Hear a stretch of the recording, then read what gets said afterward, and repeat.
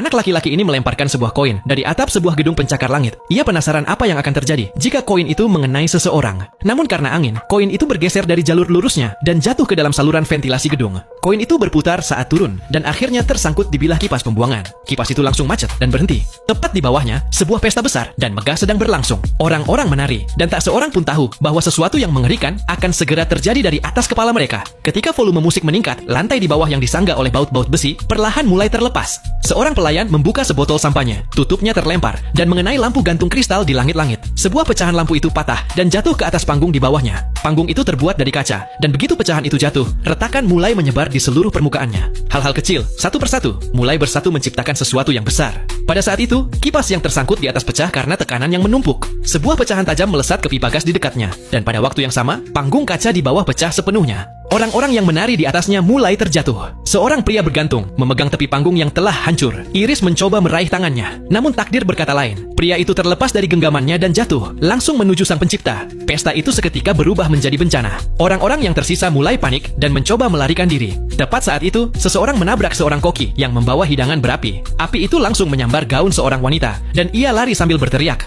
Bau gas sudah menyebar, dan api mencapai lantai tersebut. Seketika, terjadi ledakan besar.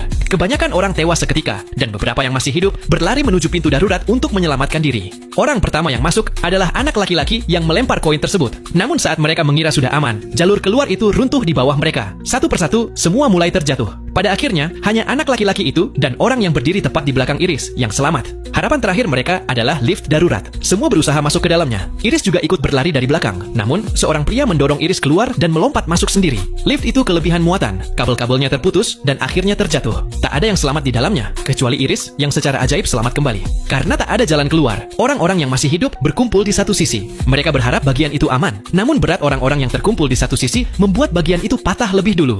Iris kembali selamat entah bagaimana. Ia mencoba menyelamatkan seorang wanita lain. Ia hampir berhasil meraih tangannya, namun sebelum sempat, wanita itu jatuh.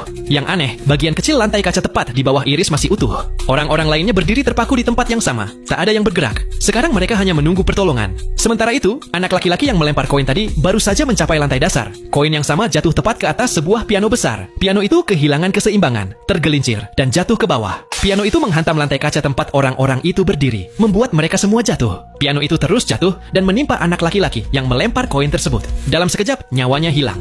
Kini hanya Iris dan seorang anak kecil yang masih hidup. Ketika sisa struktur bangunan hendak runtuh sepenuhnya, Iris menggenggam tangan anak itu dan melompat bersamanya. Saat jatuh, cincin tunangannya tersangkut pada sebuah batang hitam, memperlambat kecepatan jatuh mereka dan menyelamatkan nyawa mereka. Namun keberuntungan tidak berlangsung lama. Akhirnya, pegangan Iris terlepas dan ia pun terjatuh.